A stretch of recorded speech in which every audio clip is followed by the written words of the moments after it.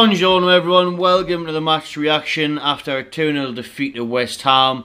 Definitely a game of two halves, like West Ham in the first with a few chances, few goals that should have definitely been avoided for Newcastle, like sloppy goals.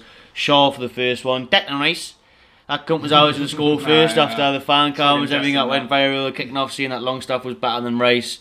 West Ham fans, nice fucking hard dicks all the way down there in London. Buzzing over that, I'm sure there will be, especially when Longstaff was then brought off at half time. He was on a yellow, I think that was the decision, and obviously Dion was class when he came on, to be fair. Get on that in a minute, but Shaw missing for Rice's run at the corner. He heads it in. Dubravka, I think, should have came and tried to punch it away. Looks a bit scared since obviously recent errors. How good we were saying Shaw was on Tuesday now. Like, literally just what, he's got ahead of himself. Ago? I think he's fucking been on too many beers, like, he's celebrating his goal for way too long. He looks fucking like London, absolutely fucking wrecked. He looked fucking hungover the day. He just wasn't the same player. He was a bit lethargic, sloppy. He got brought off as well later on. And then Lejeune and Al, fuck me. Lejeune was brilliant.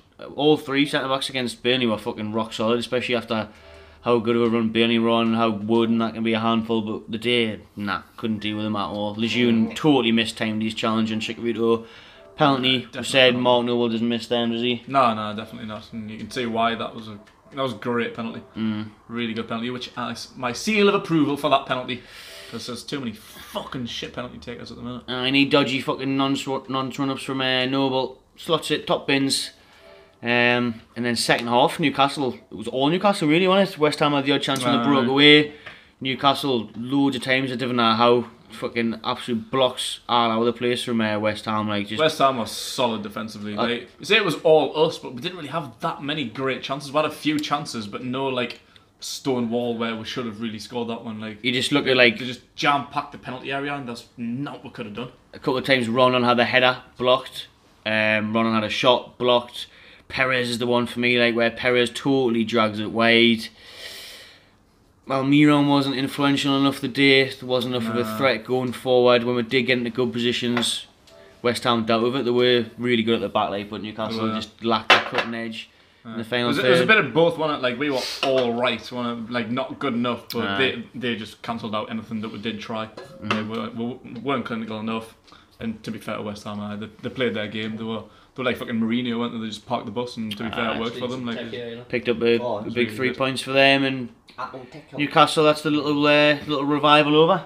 Ever since we signed Almiron, ever since we beat Man City, the feel-good factor has been back at the club. We've been on a great push, but this is a wake up that there's still 9 games left and a long way to go in this season. Like, it's not our way yet. Everyone was saying after Burnley, loads of people were saying, "Oh, we're safe now."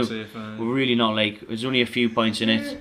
Results did go away the day. Southampton got beat. Well, Palace beat Burnley, so it's still really fucking tight down there. Like, but going to be a big couple of months ahead. I mean, I reckon we'll stay up. Like, I think we've got the brunt of the big games out of the way now. Like, if we've really got a play that's, I think it's just Arsenal away and Liverpool at home, innit? So like we've got like the hard teams out of the way. It's the teams in and around us now that we really need to be focusing on. Like, they're bigger games than what like the top 6 games could be, really. Like, playing teams around with, picking up points, taking them off our rivals.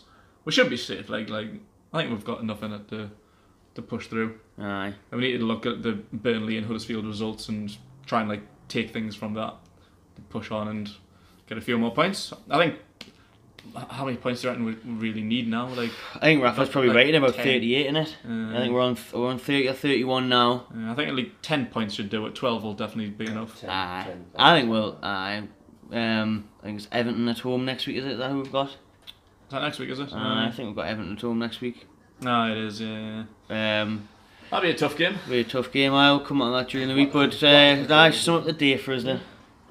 Shit. Really, I hated that game. It was fucking terrible. It was a really shit game. As soon as everything looked promising, we just absolutely fluffed it. Like I say, West Ham played their game. It was very, very defensive, jam-packed the box, just absolutely stamped out anything that we really could do. Just fucking booted one in the face. No, shit. Really, really disappointing performance, really. I mean, in parts it was a decent away performance on the break and things like that, but again, it was just we never just fucking look like scoring, did we? We're getting them areas, just the way the game was panning out. That was expecting West Ham to defend it, expecting us to fucking drag it wide. There was loads and loads of half chances There was, no really clear-cut chances. And then the odd time when it was a clear-cut chance, someone was fucking offside. I know. Rondon hit the post at the end. That would have been too late anyway. The 88th minute where he hit the post that free kick. Yeah, that was our really probably good best free kick, fucking shot chance of the game. I have to mention it. We said it before when Diome came on. He was fucking amazing second half. Yeah. He wants that fucking contract renewal. Contract's out in the summer. He wants 2 years. Where we're offering him 1. He wants to boot Hayden out the way. Hayden back. Obviously he's been great lately with Longstaff, but back to his usual shit. he was really fucking shit today. Like, bring back Diome. Start Diome next game for me. Like, definitely. And our Longstaff didn't have the greatest first half. Was taken off at half time. I think he shouldn't lose his place after today. Nah. And now that was the whole Longstaff versus Rice debate. And fair enough, 1-0 to Rice today. But Longstaff is fucking incredible. That ball that he played to Manquillo in the first half, that's what he's capable of. It's the only chance you really got to show his worth today, and it was fucking beautiful. So he needs to keep his place, bring in Diame, put them together, fuck off Hayden. I know he's been alright the last few weeks, but he's still really not good enough, so see you later, bye bye. Get back to London, stay there if you want to. get no West Brom with me. And Shelby played last night in the under 23, so he should be fit. He scored now. Bring him on the bench. Alright. And just leave Hayden in London. Where he wants to be. It's where he wants to be, inevitably. He actually wants to be in the Midlands.